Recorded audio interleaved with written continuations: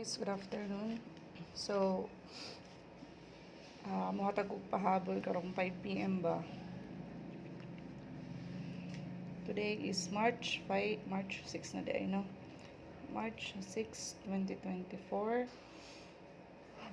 Na muhatag og pahabol para karong 5 PM. Try kaning kuan. Kaya ang nasalin nala kasi guys sa atong number is si 4 o 5. So, basin kaning si 945,